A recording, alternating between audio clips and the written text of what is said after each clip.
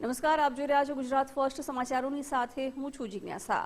અમદાવાદમાં રમશે બાળક ખીલશે બાળક કાર્યક્રમનું આયોજન ઘાટલોડિયામાં સીએમ ભૂપેન્દ્રભાઈએ રમકડાનું કલેક્શન કરાવ્યું। આરોહી ટ્વિન્સ સોસાયટીમાં સીએમએ રમકડાનું કલેક્શન કરાવ્યું। અમિતભાઈ શાહે શરૂ કર્યું છે રમશે બાળક ખીલશે બાળક અભિયાન। જૂના રમકડા એકઠા કરીને ગરીબ બાળકો માટે એકઠા કરાય છે। ભૂપેન્દ્રભાઈ પટેલે કહ્યું કે આ ખૂબ જ સંવેદનાવાળો કાર્યક્રમ છે। ગરીબ ઘરના બાળકો માટે આ ઉપયોગી કાર્યક્રમ છે। ભૂપેન્દ્રભાઈ પટેલ એકઠા કરેલા રમકડા આંગણવાડી પહોંચાડવામાં આવે છે। ઘણા બાળકોએ રાજી ખુશીથી પોતાના રમકડા આપ્યા। કેટલાક બાળકો રડતા હતા, તેમને રમકડા પાછા આપી દીધા। આ મુહિમથી શેરિંગ ઇઝ કેરિંગની ભાવના બાળકોમાં જાગે છે।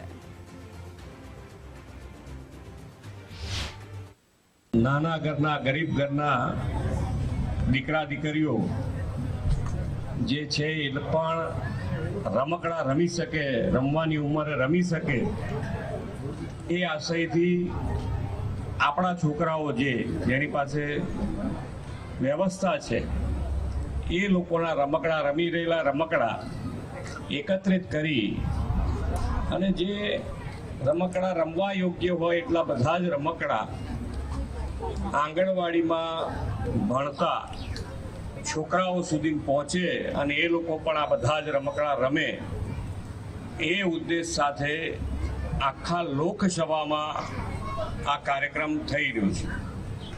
અને આ લોકસભામાં જ્યારે કાર્યક્રમ થતો હોય ત્યારે અમારું પણ દાયિત્વ છે કે ધારાસભ્ય તરીકે અમારા વિધાનસભામાં પણ આ કાર્યક્રમને પ્રોત્સાહન મળે। અને આપ સૌને જો અહીંયા ઘણા બધા દીકરાઓને મેં એવું પૂછ્યું છે કે ભાઈ તારે રમવું છે બેટા, તારે પાછું લઈ જવું છે, તો એકદમ પ્રેમથી ના પાડી અને આપ્યું છે। અને કોઈક છોકરા રડતા હતા કે ના મારે તો નથી જ આપી, તો એને પાછું એ રમકડું આપી દીધું છે કે તું આ બેટા લઈ જા।